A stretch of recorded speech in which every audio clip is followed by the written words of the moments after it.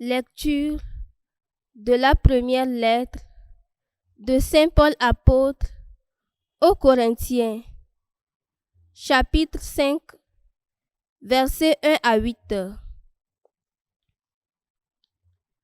Frères, on entend dire partout qu'il y a chez vous un cas d'inconduite, une inconduite telle qu'on n'en voit même pas chez les païens. Il s'agit d'un homme qui vit avec la femme de son père. Et, malgré cela, vous êtes gonflés d'orgueil au lieu d'en pleurer et de chasser de votre communauté celui qui commet cet acte. Quant à moi, qui suis absent de corps, mais présent d'esprit, j'ai déjà jugé, comme si j'étais présent, l'homme qui agit de la sorte. Au nom du Seigneur Jésus, lors d'une réunion où je serai spirituellement avec vous, dans la puissance de notre Seigneur Jésus, il faut livrer cet individu au pouvoir de Satan pour la perdition de son être de chair. Ainsi, son esprit pourra être sauvé au jour du Seigneur. Vraiment, vous n'avez pas de quoi être fiers. Ne savez-vous pas qu'un peu de levain suffit pour que fermente toute la pâte? Purifiez-vous donc des vieux ferments, et vous serez une pâte nouvelle, vous qui êtes le pain de la Pâque, celui qui n'a pas fermenté. Car notre agneau pascal a été immolé, c'est le Christ.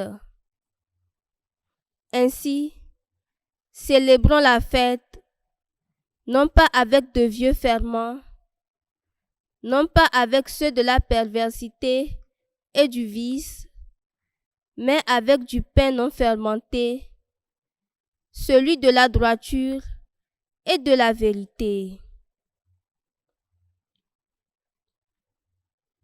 Parole du Seigneur.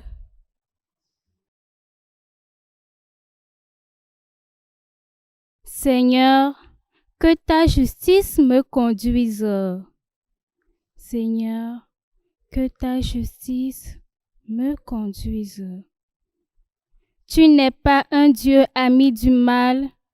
Chez toi, le méchant n'est pas reçu. Non, l'insensé ne tient pas devant ton regard. Seigneur, que ta justice me conduise. Tu détestes tous les malfaisants, tu extermines les menteurs. L'homme de ruse et de sang, le Seigneur le hait.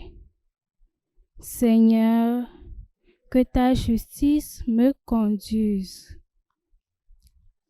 Allégresse pour qui s'abrite en toi, joie éternelle. Tu les protèges, pour toi, ils exultent, ceux qui aiment ton nom. Seigneur, que ta justice me conduise.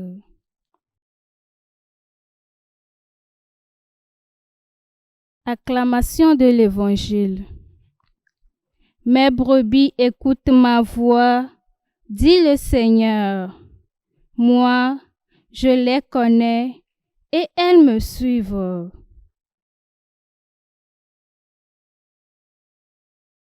Évangile de Jésus-Christ selon saint Luc. Un jour de sabbat, Jésus était entré dans la synagogue et enseignait. Il y avait là un homme dont la main droite était desséchée. Les scribes et les pharisiens observaient Jésus pour voir s'il ferait une guérison le jour du sabbat. Ils auraient ainsi un motif pour l'accuser.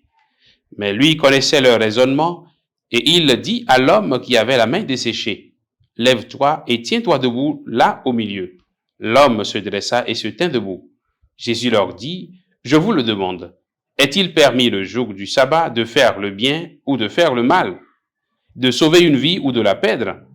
Alors, promenant son regard sur eux tous, il dit à l'homme, « Étends la main. » Il le fit, et sa main redevint normale. Quant à eux, ils furent remplis de fureur, et ils discutaient entre eux sur ce qu'ils feraient à Jésus. Acclamons la parole de Dieu. Louange à toi, Seigneur Jésus. Bien-aimés de Dieu, frères et sœurs en Christ, nous sommes aujourd'hui le lundi 9 septembre. L'évangile d'aujourd'hui nous invite à faire le bien. Jésus est devant des gens qui ont une observance scrupuleuse de la loi de Moïse. Cette loi interdit toute activité le jour du sabbat. Et donc, il s'insurge contre Jésus parce que ce dernier a fait ce qui était interdit de faire le jour du sabbat.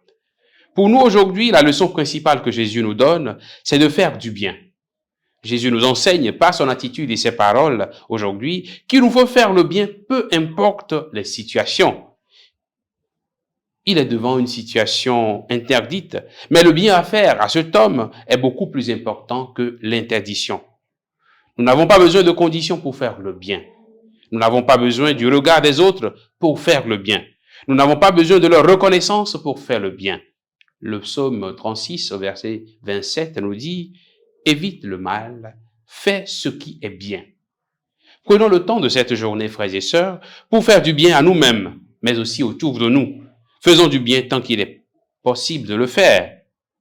Mes frères, tout ce qui est vrai et noble, tout ce qui est juste et pur, tout ce qui est digne d'être aimé et honoré, tout ce qui s'appelle vertu et qui mérite des éloges, tout cela, prenez-le en compte. Philippiens 4, verset 8. Cela vient donc appuyer cet enseignement de Jésus qui nous invite à faire le bien. Le deuxième enseignement qu'on peut avoir aujourd'hui, c'est la valeur de l'homme. La deuxième leçon, donc, c'est d'accorder la valeur à l'être humain. Est-il permis de sauver une vie ou de la perdre? Cette interpellation de Jésus retentit avec force dans nos cœurs, puisque de nos jours, l'être humain n'est pas toujours considéré à sa juste valeur aujourd'hui. Facilement, on peut enlever la vie. Facilement, on peut avorter. Facilement, on peut tuer pour une raison ou une autre. Très facilement, on peut laisser mourir des gens sans compassion ni aucun effort de sauver l'être humain. Une chose est sûre, la vie humaine est sacrée. Et c'est ce que Jésus nous enseigne aujourd'hui. La vie humaine est sacrée. Respectons-la.